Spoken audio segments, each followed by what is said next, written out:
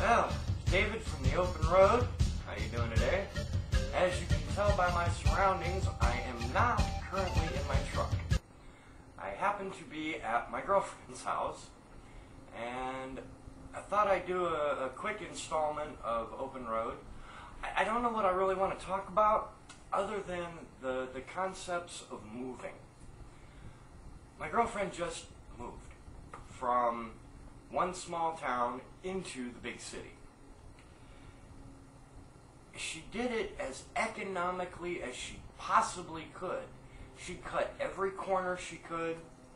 She elicited the assistance of friends, and it still ended up costing her quite a bit of money. And, you know, moving is something that I kind of take for granted. I do it every day, all the time. And I couldn't believe the expense. For the use of a moving van, U-Haul or Ryder or something, it was over $100 to go from that little town into the city, which is only like 30 miles, 35 miles. And they were charging her something like 85 cents a mile. And she had to put in her own gas. I just don't understand where our economy is going. You know, they talk about this minimum wage. And we don't hear it a whole lot right at the moment, but a couple of years ago during the elections, 3 years ago, 2 years ago, when they were doing the midterm elections,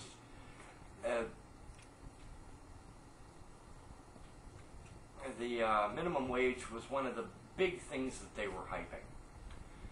And it makes me wonder, if you go back in time, if we could go back in time, we would find that even back in the era of my father, he got $1.50 an hour, and it only took one income, my father's income, to raise 3 children. And we lived quite well. We weren't poverty-stricken. I would say, going on the old scale, that we were probably lower to middle class. And for a while we were probably upper middle class or even lower upper class for income. And the way we lived, we always had a nice house. We always had a nice car. And you'd go to the grocery store, and milk would cost 50 cents, and, a gallon. And bread was a quarter. And then they instituted a minimum wage.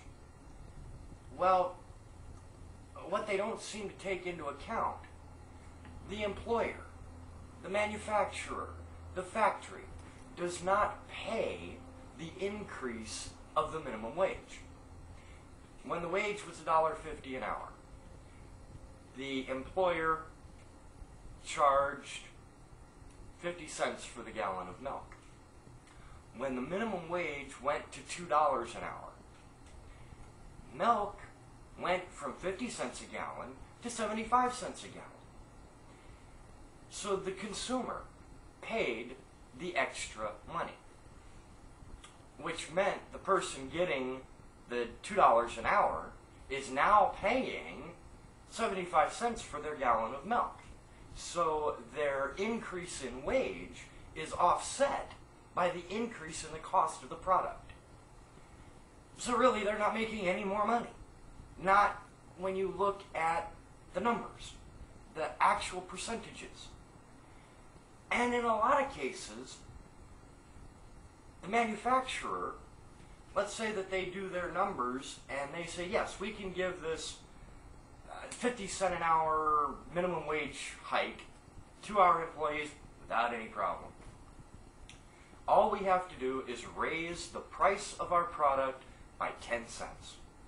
Okay, so instead of paying 75 cents for the gallon of milk, you pay 85 cents for the gallon of milk. Not a big deal. Maybe. But instead of raising it 10 cents, they go, you know, we could use this to make more profit. So instead of raising our product price 10 cents a gallon, we'll raise it 20 cents a gallon. Or 25 cents a gallon. And the consumer, who just got this 50 cent an hour raise in his or her monthly budget, instead of having an outlay of 20% for their household food items and cleaning items and whatnot, now has to put out 30%. So what does that do to their bottom line? It makes it lower. They have less money, percentage-wise, after the hike in the minimum wage. And this truck rental company, they're affected by it too. When I made my move from Arizona to Tennessee 3 years ago, it cost me about $850 for the U-Haul. All the way across. 3,000 miles, 2,500 miles. When I made my move back, I didn't use U-Haul. I had a pickup truck, and I had scaled down what I owned, and I got it all into the back of the truck. But I priced it just recently, after my girlfriend made this move. And to do that exact same move today would cost me about $1,100. And that's not counting the cost of fuel. To fuel my car, and I had a Nissan 4-banger. I gave fairly economical on fuel.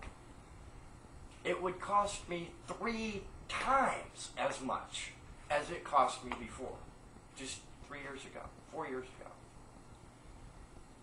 And a lot of that is due directly to the minimum wage hike.